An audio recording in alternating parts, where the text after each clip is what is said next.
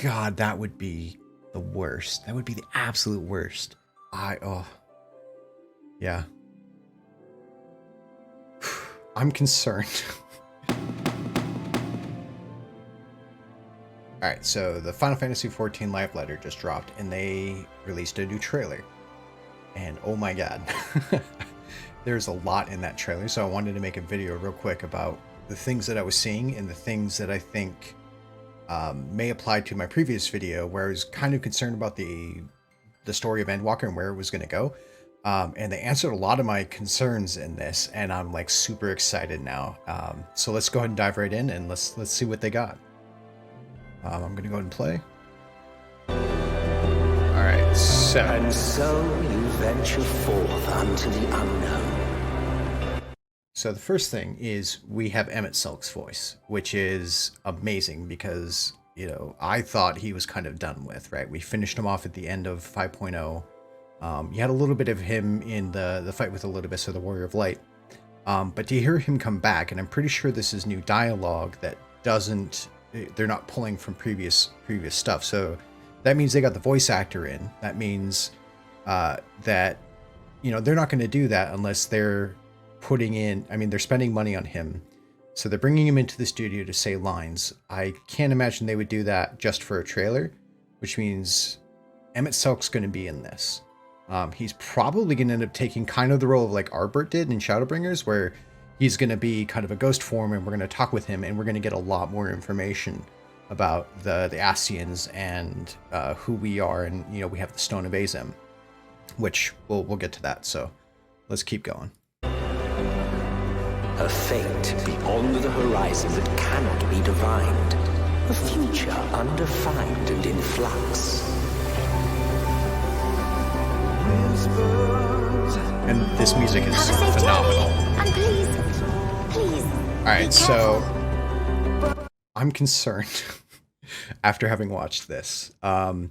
We are starting off right away with Tataru basically saying, be safe as you go on your journey. And like, yeah, this is what Tataru always says, but it feels like they're highlighting it here. And with what happens at the end of this trailer, I'm very concerned we're going to lose someone. We'll get to that. Business Creative 3.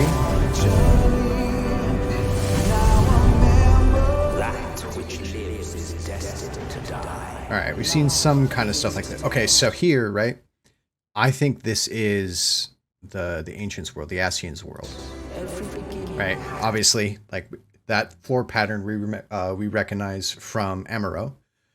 Clearly, there's the hooded figures here, who we know are the original inhabitants of Amuro. However, what's really interesting is... We'll keep going. Oh, so secondly, right? So the design work and really the shading in a lot of this trailer, like I really wonder if they're using a G shade or not, because it is phenomenal. What this looks like compared to even what, you know, Stormblood looked like. But anyway, I digress. Let's go.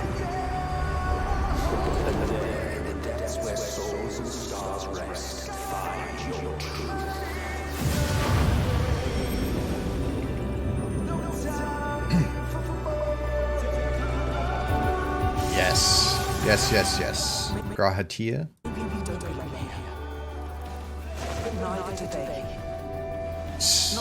Alright, so this scene kind of, I mean, it's pretty obvious. They're, you know, Alice and Alphino are kind of on their own in Garlemald. And I feel like they're separated and they're on the run and they're about to die, or they feel like they're about to die. So that, you know, who knows what that's going to mean, but that could be big. Let's keep going.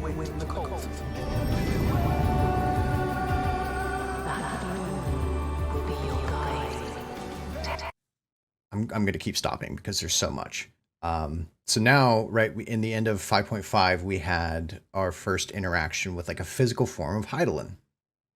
This is her, obviously, which means Hydaelyn is going to be far more involved in whatever it is that we're doing, which is very exciting because we haven't really had that since A Realm Reborn. So it's kind of interesting to see that brought back in, and I'm really glad they made the choice to give a face to that character, so we have something to identify with. Right, as we come up, I believe we're going to be seeing a scene.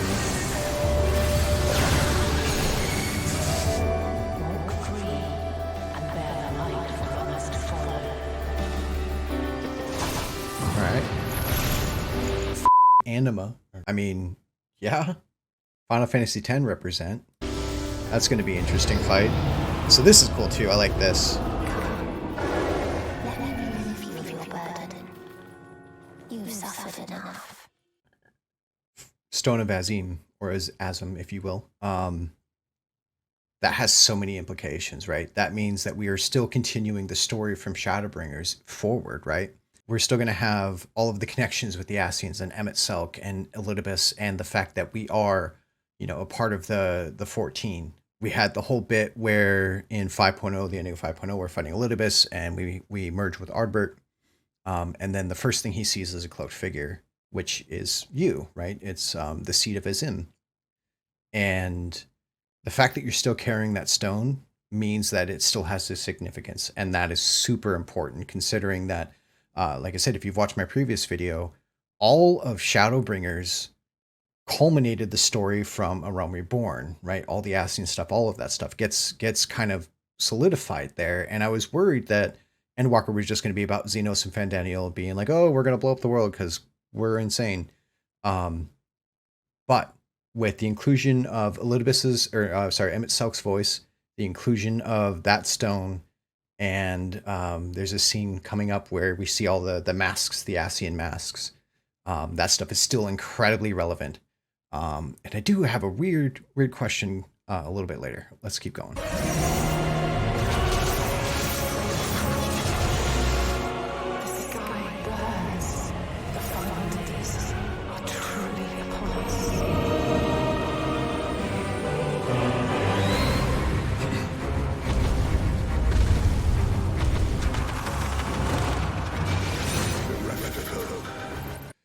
So another thing I want to point out is they're adding more character models, right? That guy's face is not a face that we've seen a whole lot at all.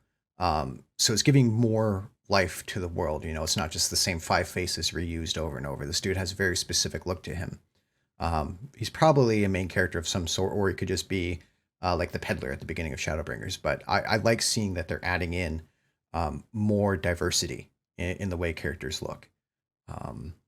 And now dignity. 'Twas a grand, glorious dream we shared. I won't lose them. Not a one. So right here, this is what I'm talking about the shading, right? We have this kind of reflection coming off the ground here that looks like a reflection, right? It's not like ray tracing or RTX or anything like that. We are limited by what the game can actually do, but they're adding it in very subtle ways, and it makes the whole thing look that much more clean. And I'm so excited to see what this game looks like. Truths of ours, that our only choice is to sleep. We've come too far to back down now. So here in the final days of Amarot, Hydaelyn was there, right? That's what this is clearly entertaining, right? If you look in the background here, this dude is one of the first ones, right? We have Hydaelyn with her mask covered in soot, like she's been here watching this whole thing unfold and is for some reason unable to do anything about it. And that's really interesting in and of itself. You know, perhaps she's just like, this is after the battle with her and Zodiark, and like she beat him and now the world ends and she has to bear witness to that, right? And there's just a sadness to her face at having to watch all this, and that's just, it's another note in this story that is going to be, I think, amazing.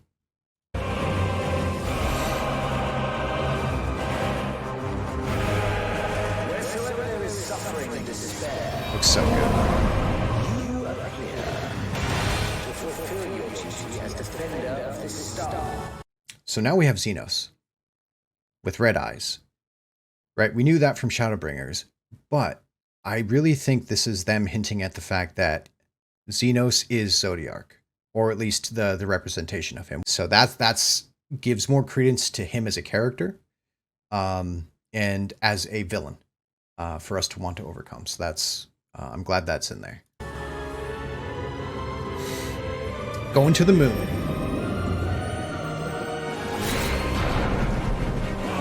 Got all that pulling on the heartstrings.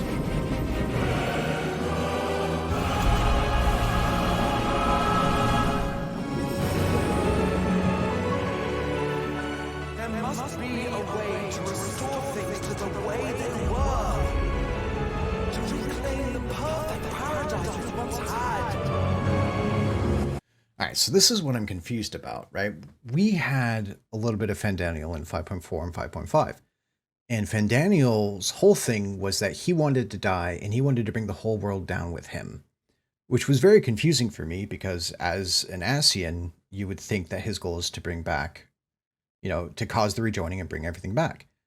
And he never said any of that in 5.4 or 5.5. In fact, he was glad that Elidibus was dead because it meant he no longer was like beholden to those ideals. Yet here he is saying he wants to bring everything back to the paradise that they once had. And that's a little bit confusing for me. So I'm interested to see where they take this.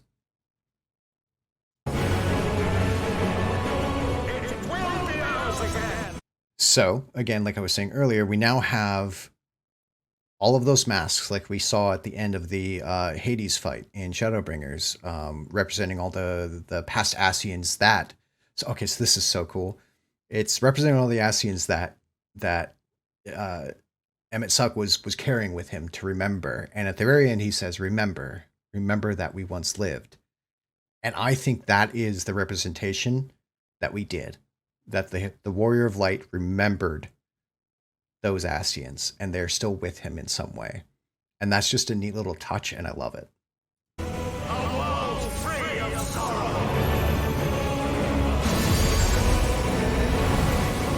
Let the curtains fall upon this, the final chapter of the tale of the star.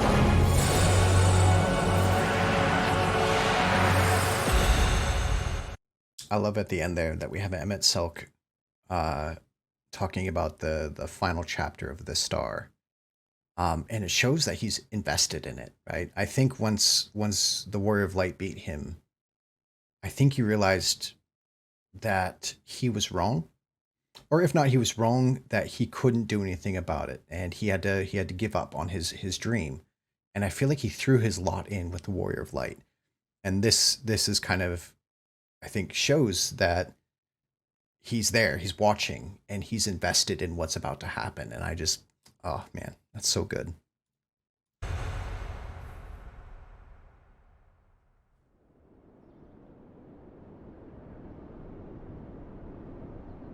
To have you at my side, it means more to me than you know. Thank you. From the bottom of my heart. Given what lies ahead, I did not wish to leave for later that which I could do today. After all, tomorrow is never promised. So they're going to kill Alpha now. They're going to kill him. God, that would be the worst. That would be the absolute worst. To take a character we've kind of hated from the beginning, right? Nobody liked Alphino in A Realm Reborn, but then you get to Heavensward, and they just build him up and they make him a more likable character. And the further we've gone in this story, the more and more he develops as a person. And I love him. And that scene just, they're going to kill him. They're going to kill him, and it's going to be the worst thing ever. And I think I'm not going to be able to play past that for a while. I think that's going to hit me real hard. Oh, I hope that that's Yoshi P doing us dirty, and he's playing a joke, and he's like, I'm gonna tease them with this. But this is the end of it all. This is the climactic end And I think they're not going to pull any punches. I think there are going to be some character deaths, and it's going to be him. It's going to be Alphy. I don't want it to be Alphy.